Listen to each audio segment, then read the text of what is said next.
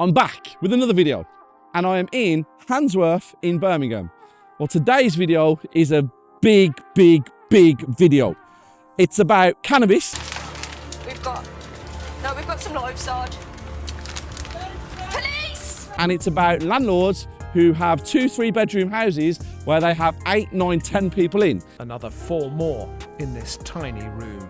Now, we're not going to show you the individual houses that have got cannabis grows in, and we're not going to show you the individual houses that have the landlords in, because that's not what we do. I am not here to expose people or put people's certain individual business on the internet. That's not what we're going to show you guys, but we are going to tell you the truth behind certain landlords and certain properties that are based in areas like this.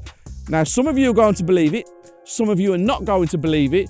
The one thing that I can tell you is there are people out there getting seriously rich based on doing the wrong things. It's about morals and ethics. And these videos are to highlight how the property world really works.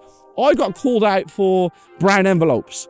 I got called out for selling a property a little bit cheaper than what I bought it, apparently.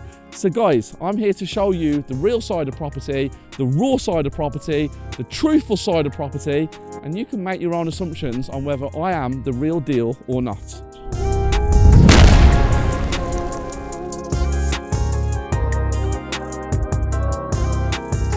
We're here on York Road in Handsworth.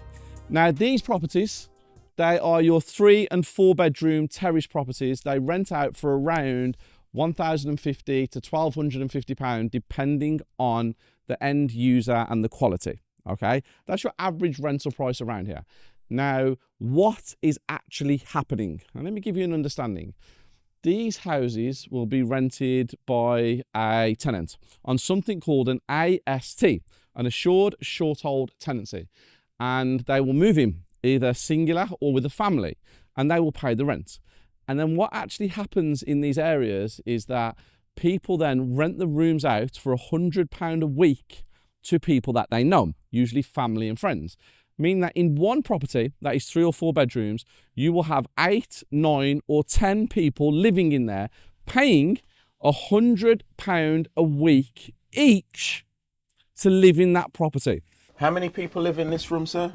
1, 2, 3 bunk beds, 6 sleeping spaces. Another 4 more in this tiny room. So if you've got 8 people paying £100 a week, that's £3,200 a month on a 28-day calendar. So a landlord where a property is getting on average £1,000 a month is now getting £3,000 a month because they're allowing this to happen. But what they're doing is they're falling back on the AST. So when they get found out, or if immigration come, or the police come, or the council turn up, they say, well, we was renting it to this one person or one family, and what was going on, we had no clue about. But what actually is happening, the landlords are coming to collect the £100 a week in person, in cash, meaning there's no traceability whatsoever. Now, some of you out there are going to say, I can't believe that is happening. And the smart people out there are going to be saying, this has been happening for weeks, months, years, decades in these types of areas. So it does happen. And if you turn a blind eye to it, well, that's up to you. And if you're doing it, that's up to you as well. Morally and ethically, it's down to your conscience to figure out whether you support it or whether you don't support it. But again, I'm here to open your eyes, educate you, and show you what is really going on. Now let's talk about cannabis grows, cannabis farms, grow houses, whatever terminology you want to use. As we've entered the property, we've noticed that it looks like the electricity system has been bypassed. A setup like this would suggest that it's more than just a recreational grow, it's more than just personal use, it's organised criminal gang activity. This is happening massively in areas where it is underdeveloped, where crime is at a high, unemployment is at a high, working class areas. Now, what happens with this? A person who wants to grow cannabis approaches a landlord or an estate agent, and they sign again an AST. And When they sign that AST, it's signed in a false name with a false driving license or passport. The person doesn't actually exist, and they take over a property and they grow weed, cannabis in there illegally. And people are staring at me as I'm actually saying that, because on this road, there might be cannabis growers. We don't know. Maybe there are, maybe there aren't, but they say it's 1 in 3. And then what happens is they pay their rent, usually in cash, to an estate agent or a landlord. And when they're growing the weed illegally, however you want to put it, it gets found eventually. So a couple of ways it gets found out. It gets reported. Rival people come and try and steal it. Neighbours obviously know what's going on, and the police come and eventually kick the door off and find what's going on in there. At this point, a landlord who is receiving triple or quadruple the rent will be notified by the police. We have found this. And then they say, there's the AST, we was collecting cash from the tenant has disappeared, and there's no trace, and no one gets in trouble. But the landlord gets hit with electric disconnection and gas disconnection. Now, to connect these back up, it's cost anything from £1,000 to £3,000 each.